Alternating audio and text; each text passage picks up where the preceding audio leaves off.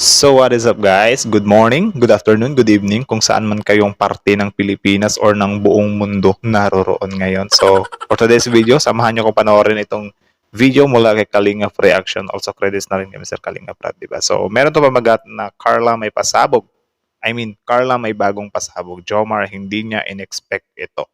So ano kaya yung hindi niya in-expect guys? So yan yung panonoorin natin.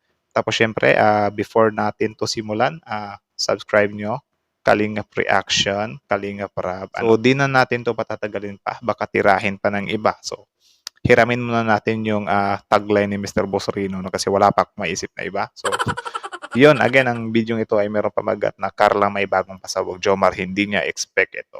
So ayun, itigil na natin yung mga satsat. Start. Jomar at Carla may pasabog na. Carla umpisa na ring pasukin pala ang mundo ng vlog. Wow. Kailan ka prab payag na ba? Nice din naman yun guys. Kayo, agree ba kayo na magsisimula na ring mag-vlog si Carla?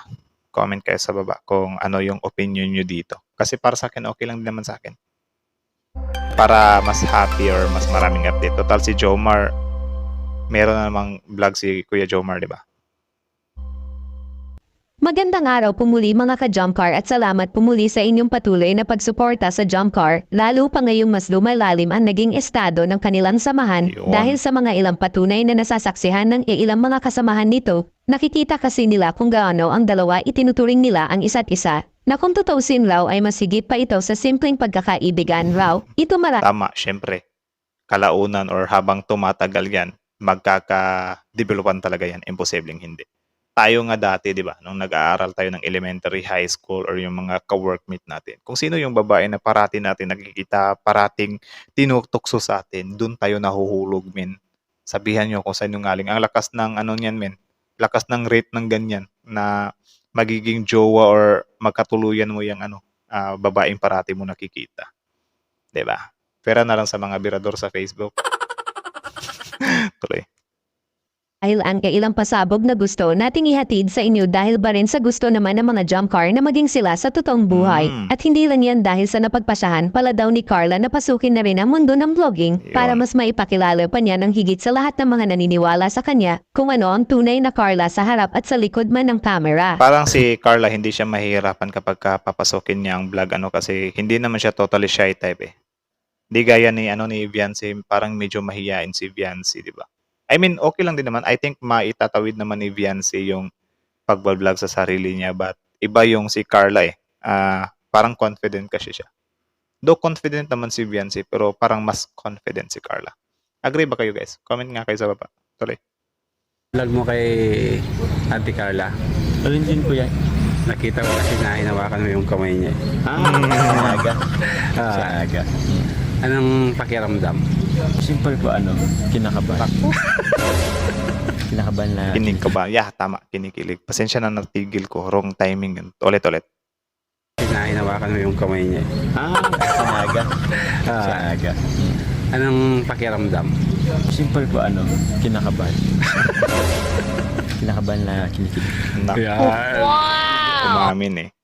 Kasi mostly sa mga lalaki guys, hindi sila umaamin. Kami. Hindi kami umaamin na kinikilig kami. Kasi parang awkward sa amin yung ganyan eh. Parang noon kasi yung guy na sila talaga yung magpapakilig sa mga babayan. Tama ba? Baka may mag-disagree naman sa akin dito. Anyways, that's just opinion. Sorry. Ano niya kaya? So, second option maliban sa nursing. Di ko lang din po alam. Wala ka pang idea, bro. Wala pang idea. Feeling ko baka mag-vlog din siya. Hindi siya course, pero parang gusto niya rin kasi mag-vlog. Tama. Goods din naman yun. Hindi naman yun. Bagay nga Goods yun, di ba?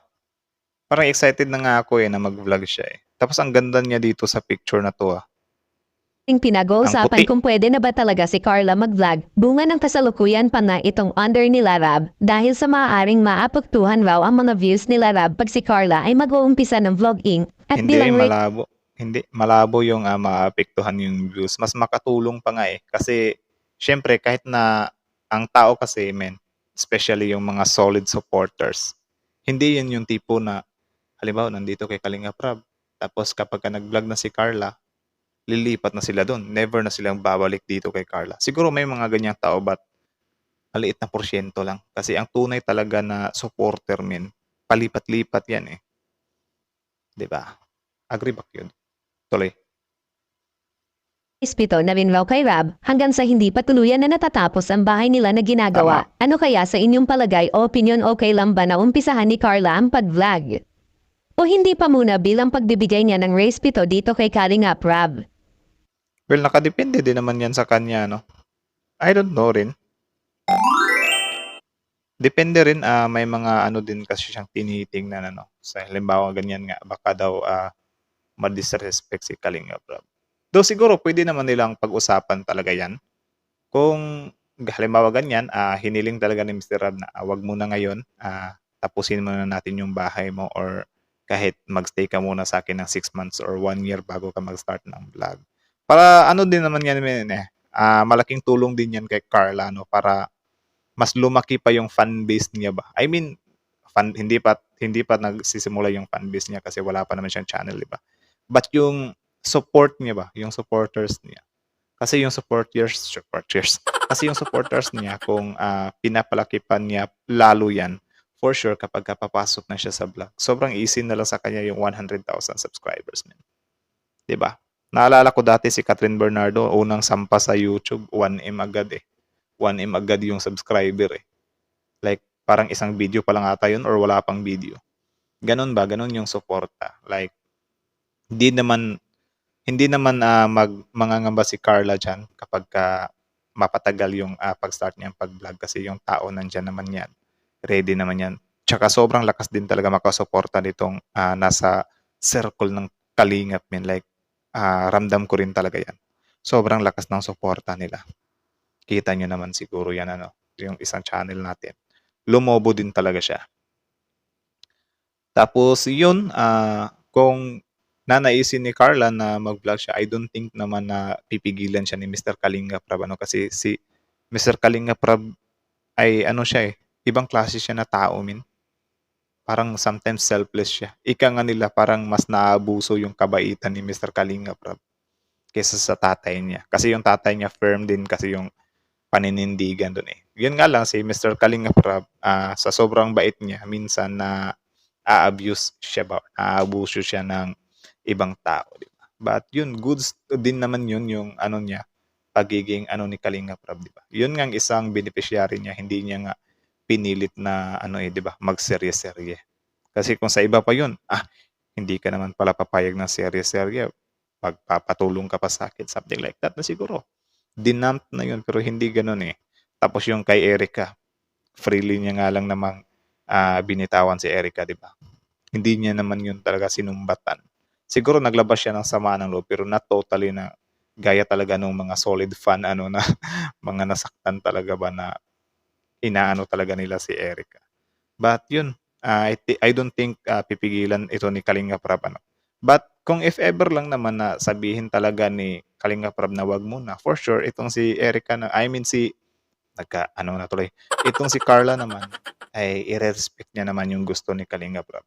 Yun ngang ina-attempt siya na kunin ng wakwak, di ba? Or mga ano pa man. Hindi niya nga binitawan itong si Kalingap Rab. So, mabait na bata din naman itong si Carla. Man. Kita nyo din naman yan. I know, agree kayo dyan. So, comment kayo kung nag-a-agree din kayo. So, yun lang naman. Kayo, ano masasabi nyo dito? Comment below. Again, Kalingap reaction. Support nyo. Siyempre, mula yan sa video na may pamagat na Carla may bagong pasabog, Jomar hindi niya expect. So, anong masasabi nyo sa video ito? Comment down below. Tapos yun, pag-usapan natin yan after this video. So, see you in the comment section, guys. So, say yourself.